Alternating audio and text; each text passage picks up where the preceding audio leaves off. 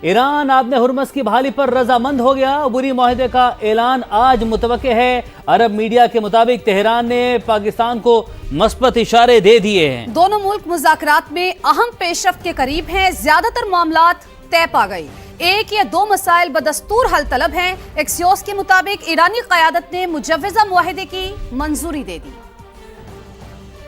پاکستان کی کوششیں رنگ لانے لگیں۔ ہچکولے کھاتی عالمی معیشت خطرات کے بھنور سے نکلنے کے قریب۔ ایران آبنائے ہرمز کھولنے پر راضی، اعلان چند گھنٹوں میں متوقع۔ عرب میڈیا کے مطابق علاقائی نگرانی میں بین الاقوامی سمندری گزرگاہ کو کھولا جائے گا، اور اس حوالے سے تہران نے پاکستان کو مثبت اشارے بھی دے دیے۔ رپورٹس کے مطابق قطر اور عمان کی ثالثی میں امریکہ اور ایران کے درمیان رابطے جاری ہیں۔ دونوں ممالک مذاکرات میں اہم پیش رفت کے بہت قریب ہیں۔ ادھر امریکی میڈیا نے بھی مثبت خبروں کی تصدیق کر دی۔ ایکزیوس نے اپنی رپورٹ میں دعویٰ کیا ہے کہ ایرانی قیادت نے مجوزہ معاہدے کی منظوری بھی دے دی۔ عبوری معاہدے میں 60 روزہ انتظام کے تحت بحری آمد و رفت بحال کرنے کی تجویز، ٹول فیس معاف اور بحری بارودی سرنگیں ہٹانے کا منصوبہ شامل ہے۔ قطر، پاکستان اور سعودی عرب نے بھی ثالثی میں اہم کردار ادا کیا۔ ایکزیوس کے مطابق فریقین 30 دنوں کے اندر آبنائے ہرمز کی درمیانی لین سے بارودی سرنگیں صاف کرنے پر بھی کام کریں گے۔ درمیانی لین صاف ہونے کے بعد اسے عمان اور ایران کے درمیان مستقل انتظامات کے تحت آنے اور جانے والی ٹریفک کے لیے استعمال کیا جائے گا۔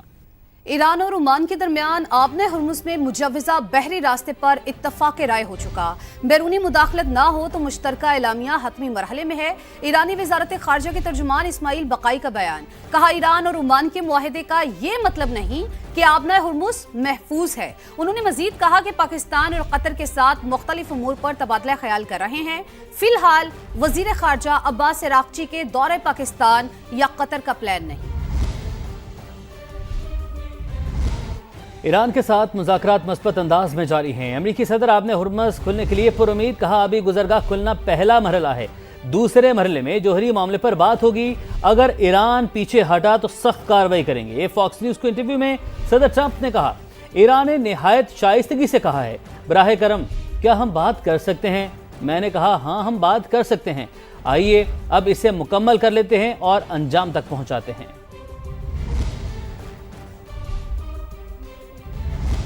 اور پاکستان خطے میں امن کے لیے اپنی مخلصانہ کوششیں جاری رکھے گا۔ وزیر اعظم شہباز شریف کا پیغام۔ ایران کے وزیر صنعت سید محمد عطابق سے ملاقات میں وزیر اعظم نے کہا، پاکستان ایران کے ساتھ تعلقات کو انتہائی قدر کی نگاہ سے دیکھتا ہے۔ ایرانی وزیر صنعت نے خطے میں امن کے لیے پاکستان کی مخلصانہ کوششوں کو سراہا۔ یہ بھی کہا کہ ایران پاکستان کے ساتھ تجارتی تعلقات کو مزید وسعت دینے کا خواہاں ہے۔ ملاقات میں پاکستان اور ایران کا بارڈر 24 گھنٹے کھلا رکھنے، سہولیات بڑھانے، بہتر لاجسٹکس اور کسٹمز طریقہ کار میں ہم آہنگی پر اتفاق ہوا۔ پاکستان اور امریکہ کا دہشت گردی کے خلاف تعاون مزید مضبوط بنانے پر اتفاق۔ واشنگٹن میں پاک امریکہ اینٹی ٹیررزم ڈائیلاگ کا چوتھا دور۔ دونوں ممالک دہشت گردوں کا نیٹ ورک توڑنے پر متفق۔ مشترکہ حکمت عملی پر تبادلہ خیال کیا گیا۔ کالعدم DLA، TTP، داعش، القاعدہ، خراسان کے خلاف تعاون جاری رکھنے کا عزم دہرایا گیا۔ امریکی محکمہ خارجہ نے مشترکہ اعلامیہ جاری کر دیا۔ پاکستان نے خطے میں امن، استحکام اور خوشحالی کے لیے مل کر کام کرنے پر زور دیا۔ جوڈیشل کمیشن کی سفارشات کی صدارتی توثیق میں تاخیر، عدالتی بحران کا خدشہ پیدا ہو گیا۔ 20 اور 21 جولائی کی جوڈیشل کمیشن سفارشات سے متعلق نوٹیفیکیشن تاحال جاری نہ ہو سکا۔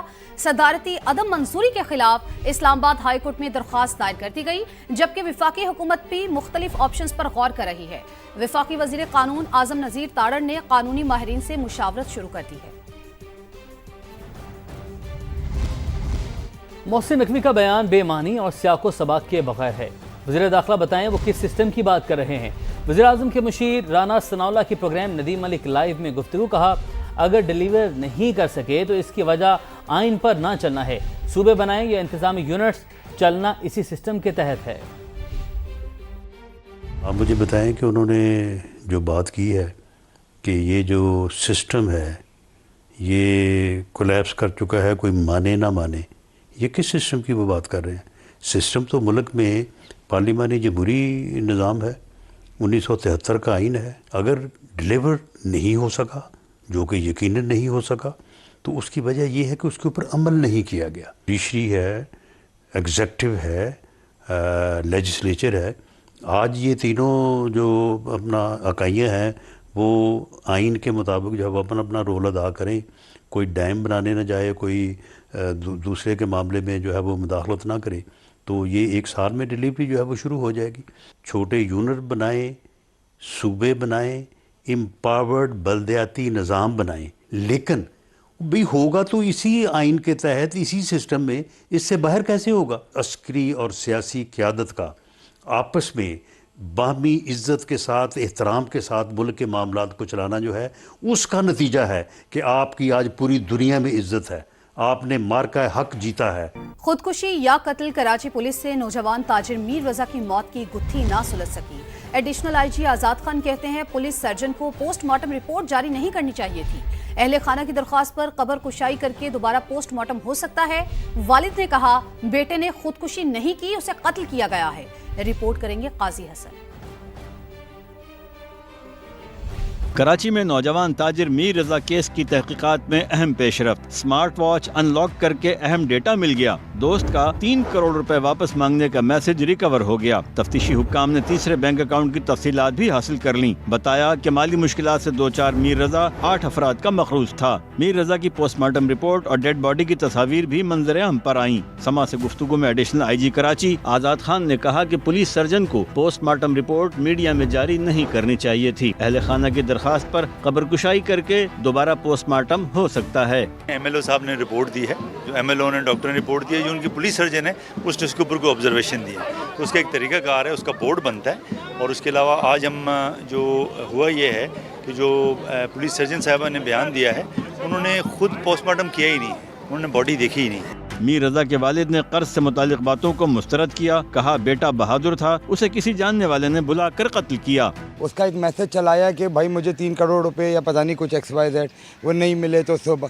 تو آپ دیکھیں کہ اس کو کس کو پیمنٹ کرنی تھی, کس نے اس کو بلایا ہے. گاڑی والے نے بھی بولا کہ مجھے بلایا ہے. میرا بچہ بریو بچہ تھا, اس نے فیس کرنے گیا, وہ گن بھی لے کر گیا, ہمیں فالو کروایا پیچھے. اس کو اندازہ تھا کہ مجھے بہت بری طرح ماریں گے, وہ مار چکے اس کو. میر رضا کے والد کا کہنا تھا کہ پولیس تفتیش سے آگاہ نہیں کر رہی. قبر کشائی سے متعلق فیصلہ وکلا سے مشاورت کے بعد کریں گے. لاہور کے تھانے میں ذہنی معذور لڑکی سے زیادتی کا کیس. پولیس کی بیٹی بھائی کو بچانے کی کوششیں, مقدمے میں اہم حقائق شامل نہ کرنے کا انکشاف. لڑکی 6 سے 8 گھنٹے تھانہ غازی آباد میں رہی, جبکہ FIR میں حبس بجا کی دفعات ہی شامل ہیں. پروسیکیوٹر جنرل پنجاب نے کیس کو ہائی پروفائل ڈکلیئر کر دیا. جہانگیر خان رپورٹ کریں گے. غازی آباد تھانے میں زیادتی کا کیس.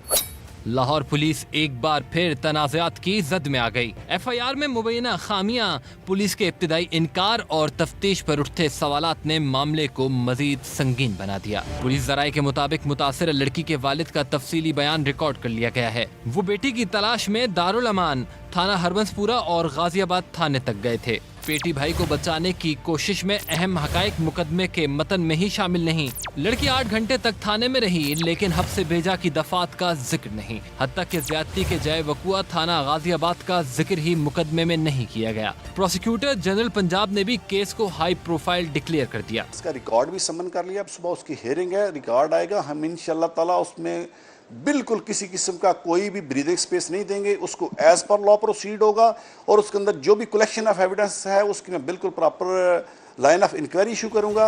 ستھرا پنجاب پروگرام کو مالی بحران کا سامنا. صوبائی حکومت کی جانب سے فنڈز کی عدم فراہمی, بھاری جرمانوں کی وجہ سے اتھارٹی اور ٹھیکیداروں کے درمیان تنازع شدت اختیار کر گیا. لاہور سمیت بیشتر شہر کچرا کنڈی کا منظر پیش کرنے لگے.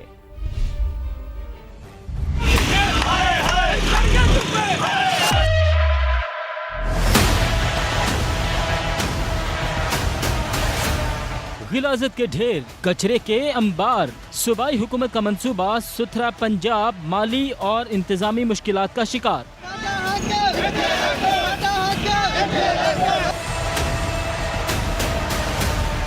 फंड्स की कमी, ठेकेदारों से तनाज़ात और सफाई अमले की तनख्वाहों में ताखीर ने कई अज़ला में सफाई का निज़ाम मुतासिर कर दिया। मुख्तलिफ इलाकों में कचरे के ढेर, यही सूरत हाल है शहर शहर। जब से सुथरा पंजाब की टीम बनाई है CM मरीम नवाज साहिबा ने, यहाँ पर एक बार भी हमें देखने के लिए नहीं मिली। इस गलियों में तो कभी तक देखा ही नहीं, कोई झाड़ू वाला नहीं आया आज तक। 20 साल हो गए हमें इस गंदगी में जी रहे। सुथरा पंजाब वाले हैं ना, वो इधर से कोई कूड़ा नहीं उठा रहा, कोई गाड़ी नहीं आ रही। जगह जगह पानी खड़ा हुआ है, तालाब बने हुए हैं, बीमारियां फैल रही हैं। ना सफाई हो रही है, ना कोई इसको उठाने आ रहा है, इतनी गंद बदबू इतनी आ रही है, मतलब में कुछ भी नहीं, पानी भी नहीं। ज़राए के मुताबिक अथॉरिटी ने पंजाब हुकूमत से 30 अरब रुपए से जायद मांगे, ताहम मुबैना तौर पर सिर्फ 10 अरब रुपए के ही फंड्स मिल सके। नतीजा, वर्कर्स को जुलाई की तनख्वाहें अभी तक अदा न हो सकी। काम कर कर थके हैं, घर में नहीं जाने देते, बैठो ड्यूटी पे, कोई आ रहा कोई आ रहा। 3 माह से हमें सैलरी भी नहीं मिल। हमारे निके निके बच्चे हैं, हमारे बच्चे हैं छोटे छोटे, घर के निज़ाम पूरे नहीं होते हैं। हमारे भी छोटे छोटे बच्चे हैं, हमें भी सैलरी टाइम से मिले और सैलरी बढ़ाएं। मेहनत कर रहे हैं, दिन पर रात जैसे बोलते हैं वैसे मेहनत कर रहे हैं हम, कोई कुछ कहत नहीं मेहनत की तरफ से। उधर निजी ठेकेदारों पर नाकिस कारकर्दगी के इल्जाम में 10.5 अरब से जायद के जुर्माने आयद किए गए हैं, जबकि ठेकेदार कलेक्शन पॉइंट्स के क़याम के लिए ज़मीन फराहम न करने और दीगर इंतज़ामी रुकावटों को जिम्मेदार करार दे रहे हैं। कहीं अद्वियात की किल्लत तो कहीं ऑपरेशन और टेस्ट के लिए लंबी लंबी तारीखें। पंजाब के सरकारी अस्पतालों में मरीज रुल गए।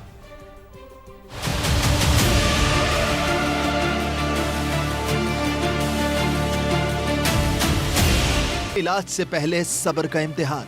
पंजाब के सरकारी अस्पतालों में मुफ्त इलाज के दावे, मगर हकीकत अज़ियतनाक। लाहौर के 5 बड़े सरकारी अस्पतालों में दवाएं नायाब, टेस्ट ताखीर का शिकार और पर्ची के लिए घंटों इंतजार।